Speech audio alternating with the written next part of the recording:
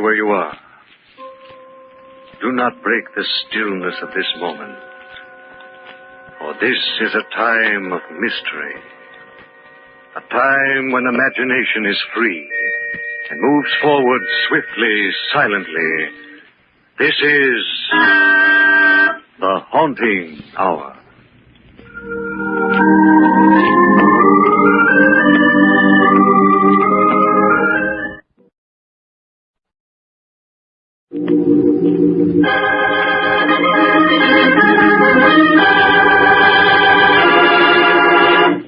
Occupation, murder.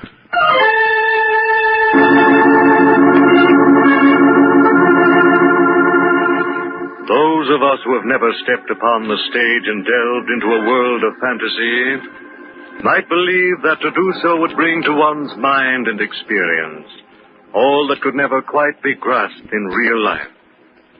The actors, how perfectly they move, what excitement they entail, how straight they follow the paths of their planned destiny.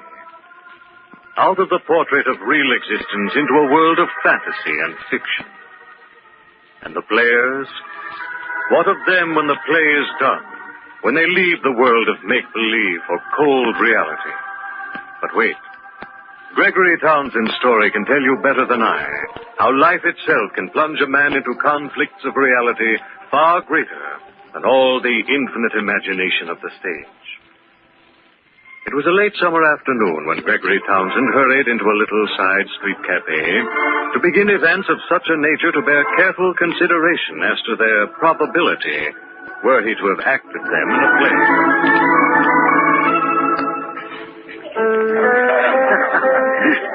Say, Al Henley.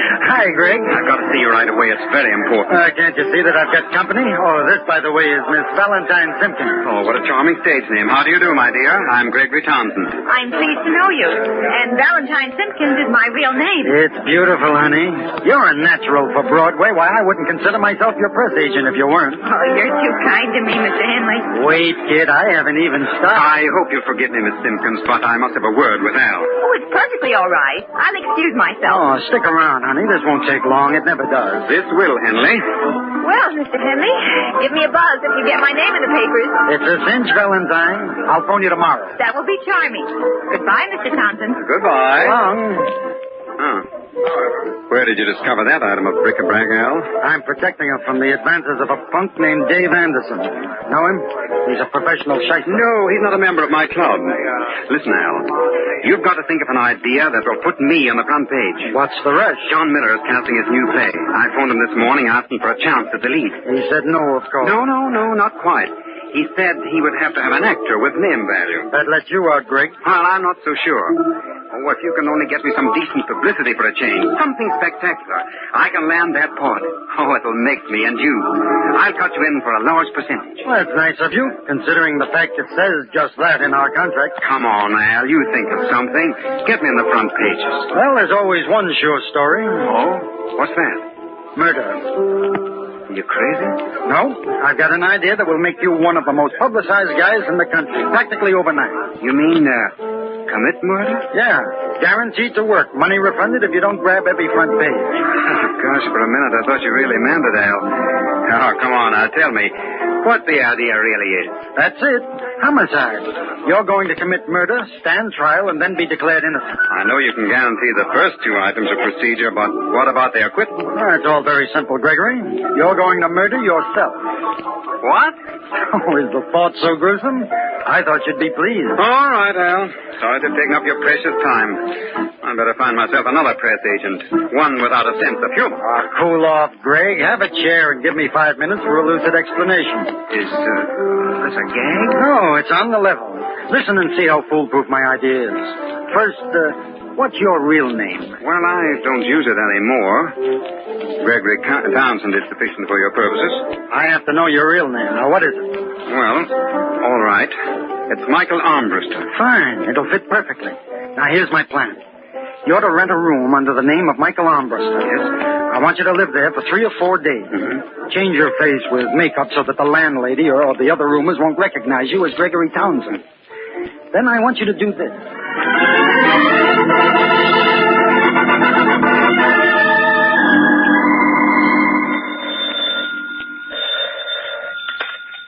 Sergeant Callahan, 13th Precinct.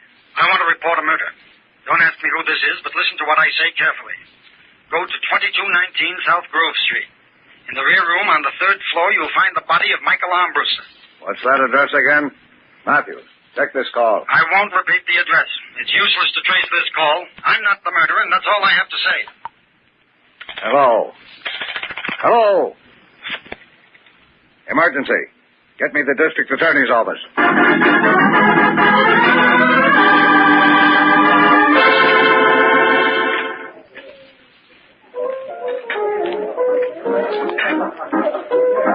Hello, Greg. Mind if I sit down? No, help yourself, Al. Well, what do the papers say? Well, look for yourself, Greg. The front pages are full of it. Huh. Well, what's our next move? Just sit tight. I'm running the show and guarantee when the time is right, I'll tip off the cops and send them after Armbruster's murderer. I'm getting worried, Al. Maybe we shouldn't have done it. What if something goes wrong? Oh, relax, Greg. The whole thing's airtight. There's not a chance of a slip. How can a guy murder himself? Just look at this story. The police and District Attorney Ford remain baffled today as to the solution of the murder of Michael Armbruster. In response to an anonymous phone call, the police investigated Armbruster's room, but upon their arrival, it was discovered that the body had disappeared. Among the clues found were a blood-stained jacket, a wristwatch with the initials GT, and an unsigned letter to Armbruster threatening his life. There, Greg. What do you think of that? It sounds too real. Naturally, that's the way I planned it. The police have got to think it's real, or we won't even get a line in the Pleasant Valley Gazette. Well, what's the matter? Worried about your watch? Yes, I didn't know about that letter. Oh, well, I forgot to tell you. I wrote it. What's in it? The usual kind of stuff. He did you wrong, so you were out to get him. I left it unsigned to make it tougher for the police. You didn't forget anything, did you? Not a thing. It's a terrific mystery. The whole town's talking about it. Why, Armbruster's a celebrated character. What about Townsend? Anytime now, Greg. Anytime now. What do you mean? You see that rather determined-looking gentleman walking this way? The one with the 2 policemen? Yeah. Well, Greg, old pal, that is the district attorney. I'd better get out of here. Sit down. Don't act like a murderer. What should I say? The DA will let you know. I beg your pardon, gentlemen. Not at all. What can we do for you? My name is Ford, district attorney. How do you do? Hi. I'm looking for an actor by the name of Gregory Townsend. Friend of yours? Not exactly. Well, this is him. Are you Townsend? Why, yes. Yes, I am. Will you come with me, please? What's wrong? We'd like to question you about the murder of Michael Armbruster. Better go quietly, Greg. It'll be best. Shut up, you fool. All right, Sergeant, take him in tow. I think we've got our murderer. Come along, Townsend. Don't let go of me. I didn't do it. I tell you, I didn't do it.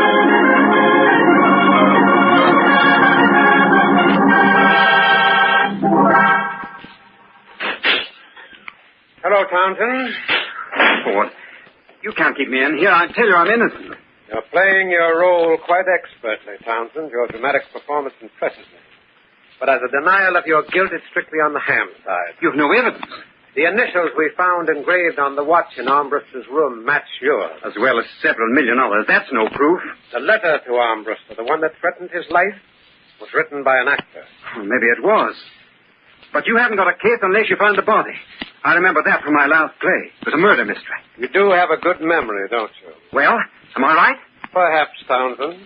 We're looking for the body, and I can assure you it will be found. In the meantime, I'm holding you here on suspicion of murder.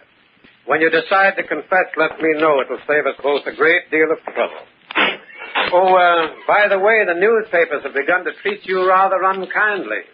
I'm afraid your acting career is a thing of the past, assuming, of course, that you're ever freed by the cross. What? I'll send in some papers. You can read the bad news for yourself. Ford, wait a minute. Yes? You see... Well, what is it, Townsend? Nothing, Ford. Nothing.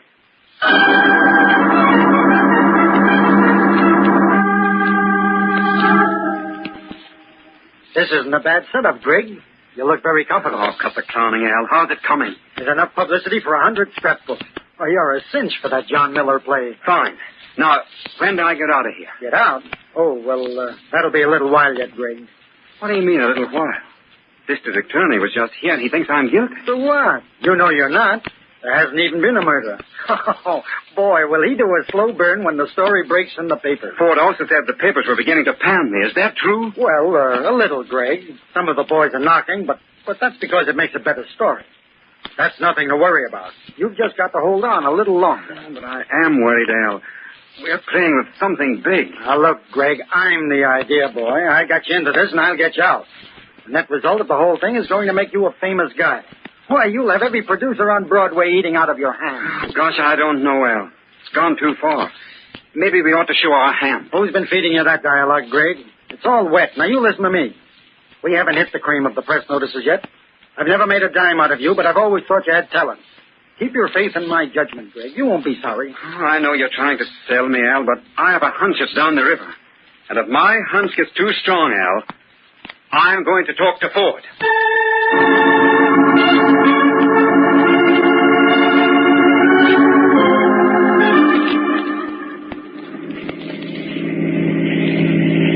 It's nice of you to take me driving, Mr. Henley. It's a pleasure, Valentine, honey. After the cares of the day, there's nothing like a cool evening ride with one's favorite female companion. How's your friend, Gregory Townsend? Don't you read the papers, Valentine? Well, that's what I mean. He's where your friend Dave Anderson ought to be. Why don't you like him, Mr. Henley? He's been squeezing money out of me like a leech. Do you owe it to him? Oh, not exactly, Valentine. Ever hear of blackmail? Oh, how exciting. Oh, yeah? Well, honey, right now I've got my mind on murder. Oh, Mr. Henley, you mustn't. Don't worry, Valentine. I'm only doing my job. Don't you remember? I'm press agent for a murder.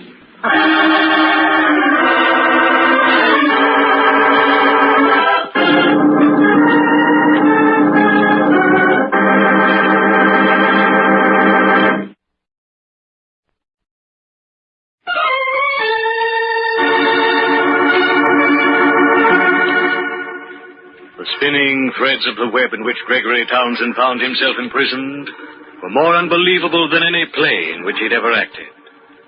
In answer to a desperate plea for publicity, Al Henley, his press agent, had conceived the idea of Gregory's committing a counterfeit murder, the supposed victim to bear his real name, Michael Armbruster. But Gregory's ardor for the pretense cooled when the district attorney gave every indication of believing the story. Well, that's the whole story, Mr. Ford. You're a strange sort of fellow, Townsend. What do you mean? You expect me to believe a story such as the one you've just told me? But it's the truth, I swear it. Why, it's fantastic. A man murdering himself. Now, listen to me, Ford. I am Michael Armbruster. Gregory Townsend is only my stage name. Will the landlady identify you as Armbruster? Well, no, I purposely wore makeup. You've covered all the angles, haven't you? Unfortunately, Townsend, your story is too incredulous for me to believe. Not even a wild-eyed press agent could create such a tale. Well, that's exactly how it happened. I needed publicity, and Al Henley, my press agent, invented the whole thing. How do you account for your watch being in the room? It was my room, I tell you. I rented it. Only you wore makeup, so it wasn't you. Yes, I know. I don't know what else I can do to prove the whole thing to be a piece of fiction. There isn't any body. Surely that should convince you. But you're wrong, Townsend. There is a corpse. What? What are you talking about? I said there's a body. The body of Michael Armbruster. Oh, you're crazy. We've been told where it is. You shouldn't have trusted Al Henley. He's decided to tell us where you've hidden the body of the man you murdered. I've a car waiting. We'll soon discover who's been telling the truth.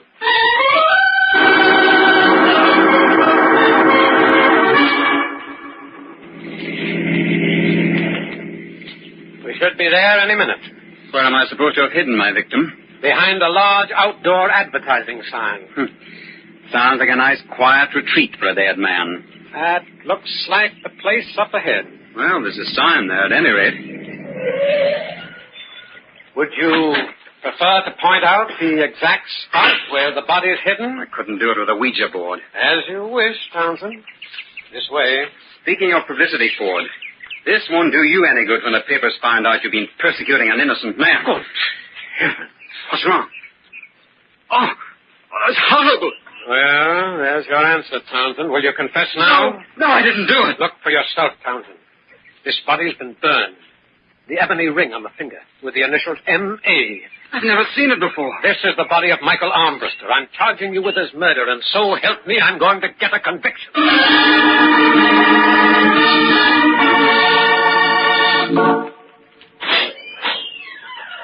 Thank you. You're welcome, Mr. Henley. Just call when you're ready to leave. Hello, Greg. You get out of here before I commit a real murder. Take it easy, Take it Greg. easy. Why, you cheap little crook. Do you know you're framing with a murder? Well, it's all according to plan, Not Greg. my plan. I want you to get me out of here. The DA is putting me on trial next week. Exactly, and that's where I'm going to spring my big surprise. Where'd that body come from? A shady character I know tipped me off to it. The guy can supply any kind of body on order. He'd make you an excellent partner. But first, you've got to get me out of this. At the trial, Greg, at the trial. It'll be the biggest news story of the century. I can just see those headlines. I don't know why I should trust you. I have a feeling you've got something up your sleeve. Oh, relax, Greg. You've got a nice room here and 3 meals a day. That should be heaven to any actor. Believe me, you haven't a thing in the world to worry about.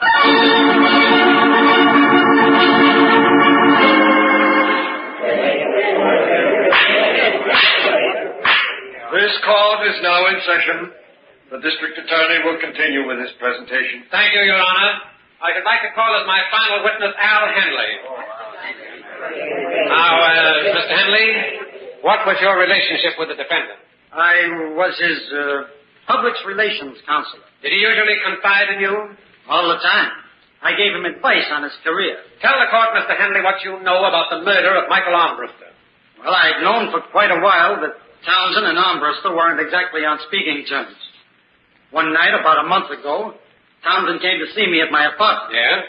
He'd had a good deal to drink and was talking pretty freely. He told me he'd killed Armbruster that night and that he was hiding the body out at the spot where I told the district attorney it could be found.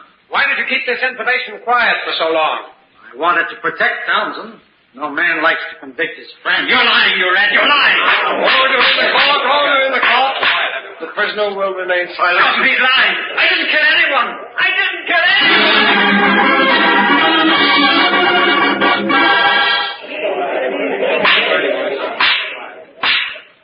Ladies and gentlemen of the jury, have you reached a verdict? We have, Your Honor. We find the defendant guilty of murder in the first degree.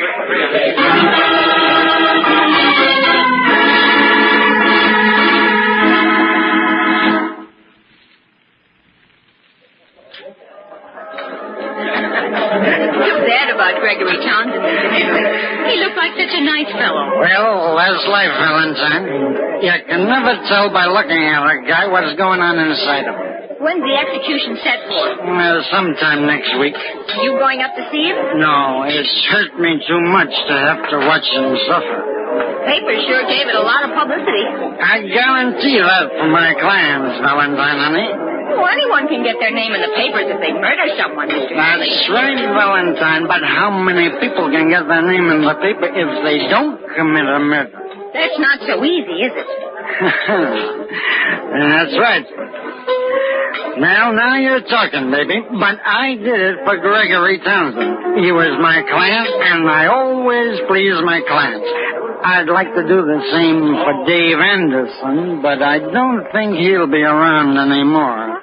Wait, one more other thing. Mr. Anderson is a nice man. You shouldn't talk that way about him. All right, Valentine. Let's talk about you.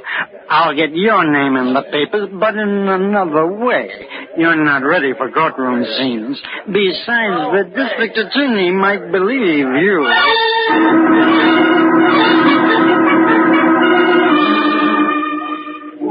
It's nice of you to visit me, Valentine. I'm glad you remember me, Mr. Townsend. You shouldn't keep such unpleasant company, my dear. You're liable to wind up playing the lead in a murder courtroom. That's funny. Mr. Henley said exactly the same thing to me yesterday. Well, you just be careful, Valentine. He's also liable to get your name in the papers, and that, I'm afraid, is a blood brother to the kiss of death. Well, that's another coincidence. Huh? What do you mean?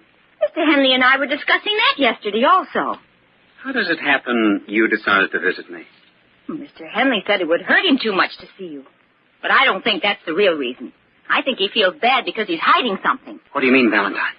Well, he said it was easy for people to get their names in the papers if they kill someone. But he said he got yours in the papers and you didn't kill anyone. He told you that? Yes. And I'm worried about my friend, Dave Anderson. Mr. Henley doesn't like him. And he said yesterday I wouldn't be seeing him anymore. Valentine, do you know Mr. Ford, the district attorney? No, but I've seen his picture. How'd you like to meet him? Oh, now don't go to any trouble. Oh, it's no trouble at all, I assure you. It'll be a pleasure. Well, what'd I say to him? Just smile and tell him exactly what Mr. Henley told you yesterday. You mean about how to get your name in the papers? Yes, that's it.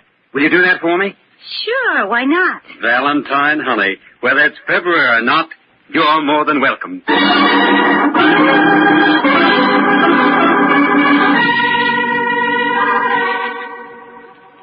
Didn't think you had the guts to show up here, Al. Believe me, Greg, I dislike jails more than you. I hope there are no hard feelings. Well, of course not. You're only paying for a murder you committed with my life. You should have been a comedian, Greg.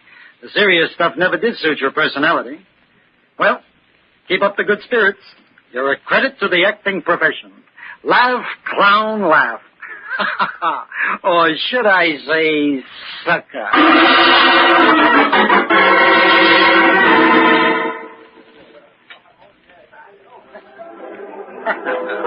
You were right the other day, Mr. Henley.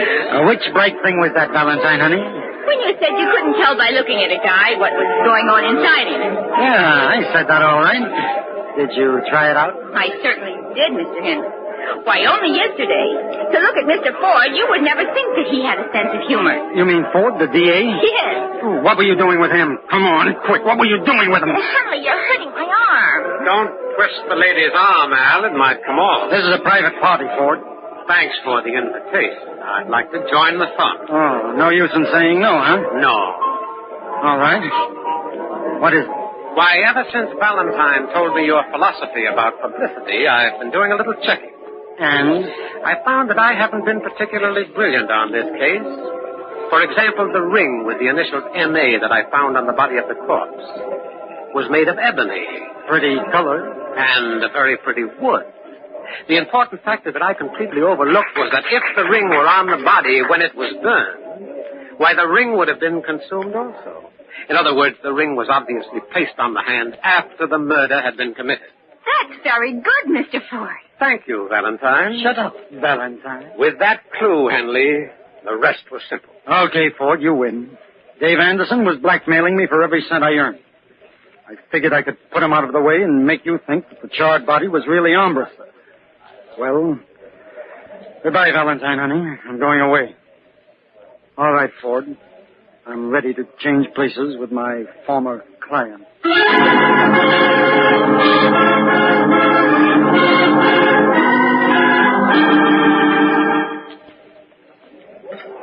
It was very nice of you to invite me here, Mr. Townsend. Well, I can't think of anyone else I'd rather celebrate with, Valentine. After all, you saved my life. Oh, it wasn't anything much. I just listened to Mr. Henley, and he practically gave it all away. You got even for the killing of your friend, Dave Anderson. I only wish I could have found out in time before Mr. Henley got to him. Well, it's all over now, Valentine. The best thing to do is to forget. Why, you're a famous girl now. Your name's in every newspaper in the country. Yeah. Wasn't that funny, though? Mr. Henley always said he'd get me in the headlines. He kept his word, Valentine, even if he had to commit murder to do it.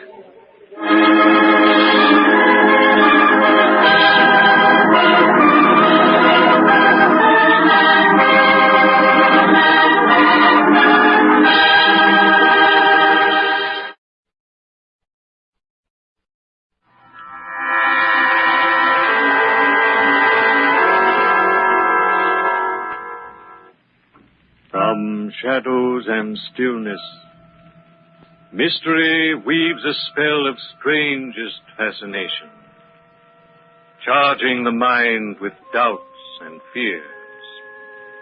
For mystery is a strange companion, a living memory in the haunting hour.